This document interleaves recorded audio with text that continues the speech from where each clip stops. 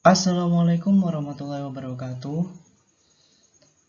Semangat pagi, Bu Lulu, Dulur, dan teman-teman. Saya Aldino Tabrani dari kelas B1 TPR. Mohon izin untuk mempresentasikan hasil ulangan akhir semester mata kuliah logika dari saya. Silogisme kategoris. Pada silogisme kategoris dibagi menjadi 3 term, yakni bisa disebut premis mayor, premis minor, term antara, dan juga yang terakhir menjadi kesimpulan.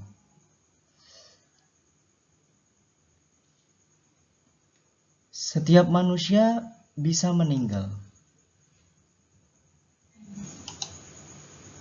Di sini setiap manusia menjadi term antara, bisa meninggal menjadi premis mayor, mantan menjadi premis minor, adalah manusia menjadi term antara. Jadi kesimpulannya menjadi mantan bisa meninggal.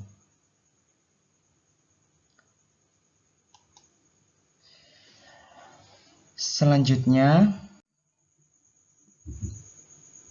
syarat-syarat silogisme.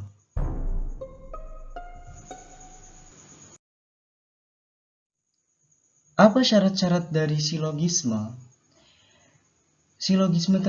Silogisme sendiri mempunyai beberapa syarat agar bisa disebut silogisme. Yang pertama, dilarang kurang atau lebih dari 3 term. Tidak boleh kurang dan tidak boleh lebih. Jika kurang ataupun lebih, tidak bisa disebut sebagai silogisme. Yang kedua, M tidak boleh masuk ke dalam K. Maksudnya apa? Maksudnya term antara pada kedua premis tidak boleh masuk ke dalam kesimpulan, entah itu negatif maupun positif. Yang ketiga, premis mayor dan premis minor jika berupa afirmatif atau positif, maka kesimpulan juga berupa positif. Keduanya jika positif, maka kesimpulan harus positif. Yang keempat,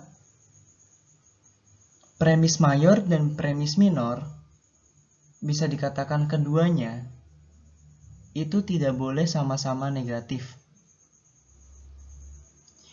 Yang kelima, premis mayor atau premis minor, salah satunya jika partikular, maka kesimpulan harus partikular.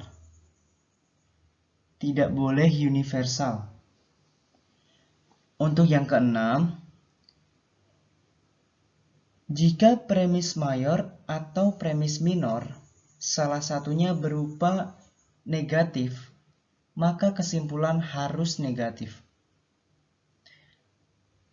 Yang ketujuh, jika premis mayor dan premis minor, atau bisa dikatakan keduanya, jika berupa partikular, maka tidak sah adanya kesimpulan.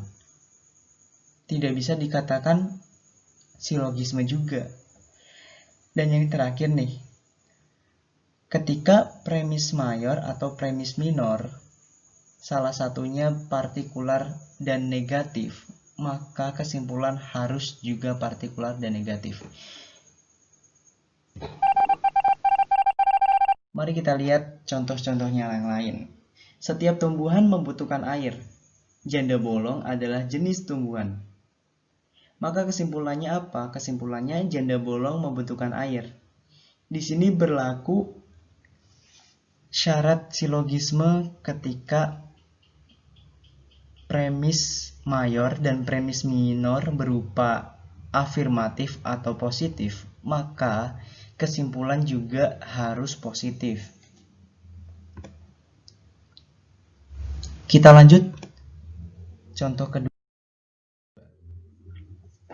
Manusia bukan bunga bangkai. Kerbau bukan manusia. Lalu kesimpulannya apa? Kesimpulannya tidak ada. Karena apa? Karena hal ini menyalahkan syarat-syarat silogisme. Yakni ketika premis mayor dan premis minor itu dua-duanya tidak boleh sama-sama negatif.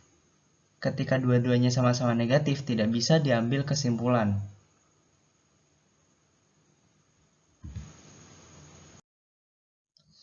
Dan contoh yang terakhir, beberapa DPR tidak jujur. Semua DPR adalah manusia. Maka kesimpulannya apa? Semua manusia tidak jujur. Nah, ini salah ini, keliru ini. Yang benar apa? Yang benar sebagian manusia tidak jujur. Nah, pada premis mayor, beberapa DPR tidak jujur, ini dikatakan partikular karena beberapa. Semua DPR adalah manusia, ini bisa dikatakan universal. Ketika salah satu premis berupa partikular, maka kesimpulannya juga partikular. Dan di sini juga salah satu premis merupakan negatif, maka kesimpulannya juga berupa negatif. Begitu teman-teman. Sekian saja dari saya, semoga berkah, semoga bisa dimengerti. Akhirul kalam, wassalamualaikum.